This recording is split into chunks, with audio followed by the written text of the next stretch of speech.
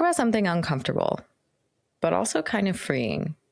Because if you're listening to this episode, there's a good chance that you've tried to lose weight many times. Not only did you try to, but you did. But it didn't stick.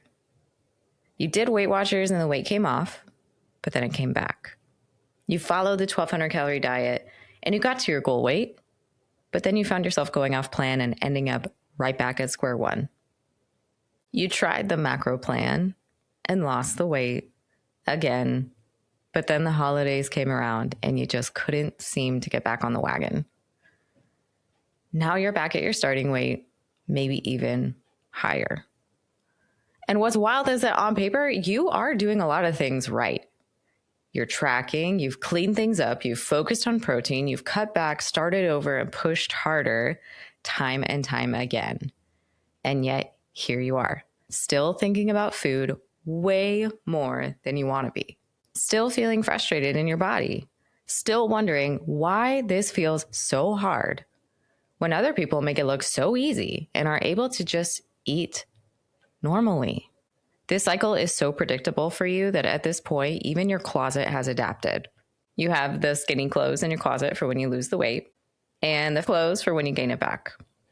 You know it's inevitable and you're prepared for it. Today, I want to give you a mindset shift that might be the missing piece you need in order to stop living in a constant cycle of losing weight and regaining it. I want to talk through what all of those attempts have in common and the thread that we need to pull. And that one thing might be quietly sabotaging all of your efforts. And that one thing is focusing on your weight. Now, this episode is not going to be one where I tell you that weight loss is bad or that wanting to lose it makes you shallow or wrong. And I'm not going to pretend that there aren't people out there who are able to track calories or macros or watch the scale every day and be perfectly fine. They exist. But here's the fact of the matter. You're listening to this episode, which tells me you're not perfectly fine. And it hasn't been working for you. If that's you, I want to offer up a perspective shift today that might, hopefully, make things a whole lot easier. If you're new here, my name is Michelle Yates and I'm the host of this show. I'm a registered dietitian with my master's in health psychology and take a nutrition plus psychology-based approach for healing what's going on at the root of your struggles with your relationship with food. Around here, we believe that food should be nourishing, health should be all-inclusive, and mental sanity around food and your body is just non-negotiable. This is your safe, sometimes sarcastic, and science-backed space to rewire your brain so that you can heal your relationship with food, your body, and yourself. Don't forget to let me know that you're listening by tagging me on Instagram at Yates Nutrition and leave me a rating or review if you're on Spotify or Apple Podcasts. When you do that, it sends a message to the podcast gods and lets them know that this is a show worth listening to and it will recommend it to more people. So if you love this show and you want others to hear it, definitely leave a rating or review. I thank you so much in advance. Here's the pattern that I see over and over again, especially in high achieving women, is they start with a goal. Like, I just want to feel better in my body. I want to fit into my clothes better and like what I see in the mirror, which is reasonable and human and normal. But very quickly, that goal turns into numbers and rules and timelines and pressure. And now food isn't just food anymore. It's a threat. And your weight isn't just weight anymore. It's a test. It's a pass or fail one at that. Your body isn't just a body, it's a problem to solve and a box that needs to be checked. And once weight loss is the main objective, everything else becomes conditional and it becomes focused on making that goal come true. You're doing it right if the scale is moving. You feel motivated if you're being good. You trust yourself only when the food is in your control, though. And the moment that something slips, like a vacation or stress, hormones, a breakup, a bad day at work, exhaustion, really just real life, you reach for a snack or a treat to feel better, like any normal human does. And your brain doesn't say, okay, let's adjust, no big deal. It says, I just messed up my weight loss journey. And before you can even finish that thought, you've already finished a whole sleeve of Oreos. By that point, the all or nothing thinking kicks in, and you're saying, well, I already messed up my weight loss goals, so I might as well just enjoy all the foods that I'm not supposed to have. That is not because you lack discipline, my friend. It's because weight and weight loss has become the North Star of everything for you. And it's deciding your life for you. It is dictating your actions, your feelings, and the pressure is crushing you. Okay, this is where I want to give you a different way to look at what's happening, because once you see it, it's pretty hard to unsee. And hopefully it's going to make things make sense and connect some dots for you. So here's the part that most plans or programs or nutritionists, coaches, whatever, they don't account for. When weight loss becomes the focus, your brain is constantly scanning for, am I winning? Am I failing? Should I tighten the reins or give up? And that constant evaluation keeps your nervous system on edge. You're in hypervigilance all the time. And I want to explain this using an analogy that actually has nothing to do with food, which I think can be helpful sometimes. Let's think about a credit score. Your credit score is just a number that reflects past patterns. It's not a personality trait. It's not a moral judgment, although sometimes it can feel like one. It's just data. Now, imagine someone who doesn't love their credit score. Because of that number, let's be honest, there are real limitations. Maybe higher interest rates, fewer loan options, maybe being told no altogether. Life might look a little bit different for that person than someone else who has a higher credit score. And a lot of people can let that dictate their life. They think, I'm bad with money. This is just how it is for me. Why even try? And they let the patterns continue. Therefore, their score never truly gets fixed. Or they might go in the other direction and obsess over fixing it, right? They do all the right things and they check their credit score constantly, every few days, every week, maybe even every morning. But here's the problem. Credit scores don't change in real time. It's not like the stock market where you can see the numbers in real time. So they're doing the right things. They're paying the bills on time now. They're being more intentional. They're on top of it. They're doing what's quote unquote right. And that constant checking becomes incredibly discouraging. Instead of focusing on what habits am I building? Is this sustainable? Am I happy with the other ways this is now impacting my life? Their brain starts asking, why isn't this working yet? Should I be doing something more extreme? Maybe I'm just failing again. And that obsession actually clouds their judgment. It makes it harder to stay consistent, harder to think long term, and harder to trust the process. And this is where usually a lot of people give up. Because all their focus was on the credit score, they forgot to take a look around and see now they're not experiencing as many overdraws. They've been really wise with their finances. They don't have guilt after a spending spree anymore because they don't have spending sprees anymore. Okay, so let's bring this back to weight. This isn't a perfect analogy, but I hope that it helps to illustrate what can happen when weight loss becomes the main focus. It can cloud our judgment and make our perspective too small.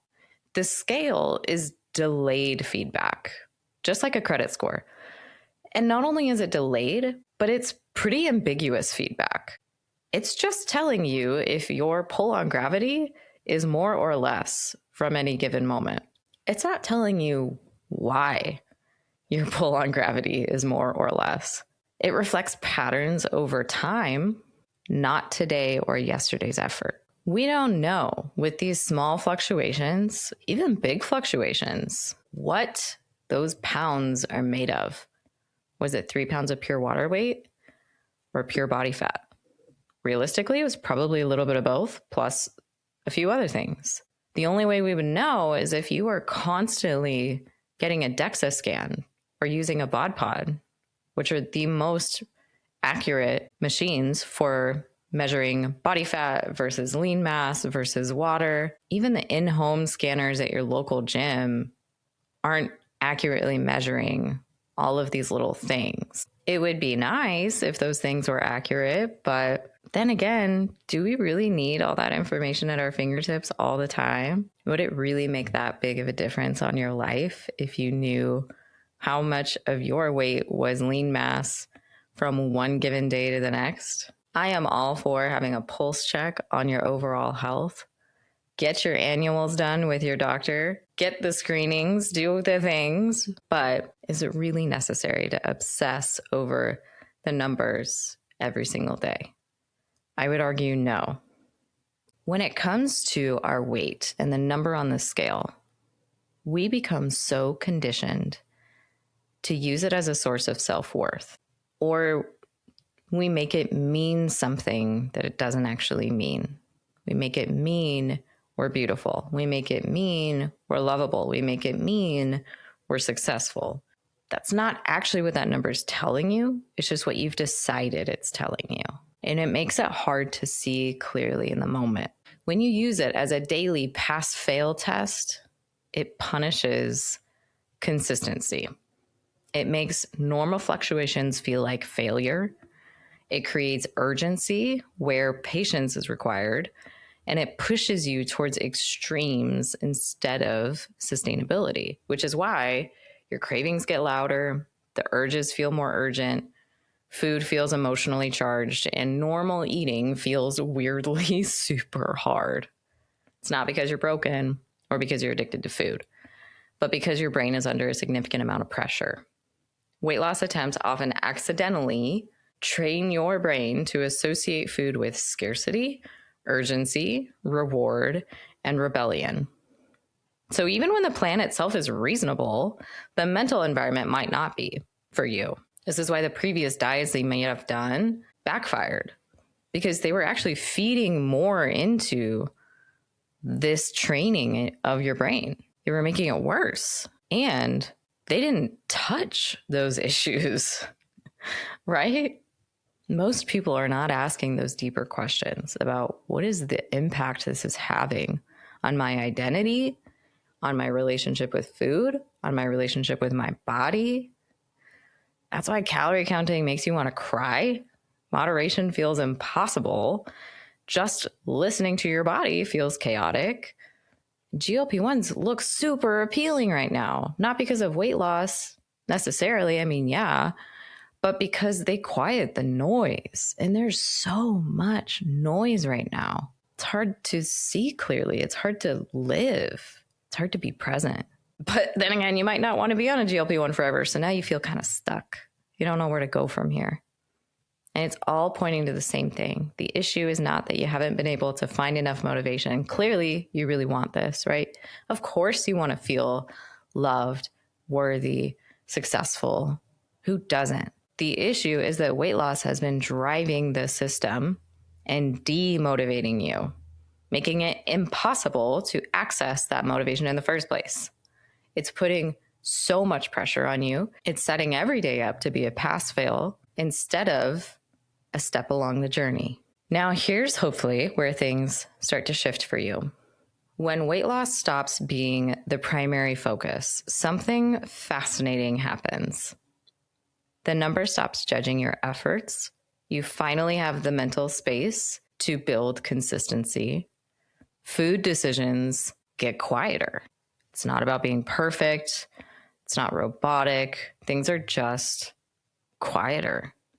You stop asking, will this make me gain weight? Did I mess up? Should I start over tomorrow? Might as well binge tonight. And instead, you start noticing hunger that actually makes sense, fullness that doesn't make you panic, cravings that ultimately pass, and choices that don't feel like this huge, high-stakes moral decision. This is the part that people don't expect, which is that when weight loss isn't the goal, self-control actually improves and is a lot easier to access, because control doesn't come from restriction. It comes from trust and safety in your body. And when you have that, self-control becomes really effortless because it's low stakes. And from there, we get highly motivated.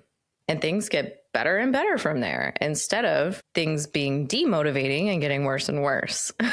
That's why so many of our clients are really shocked when they stop obsessing over weight, right? And we obviously have to support them through that. But when they get there, food doesn't feel like public enemy number one anymore.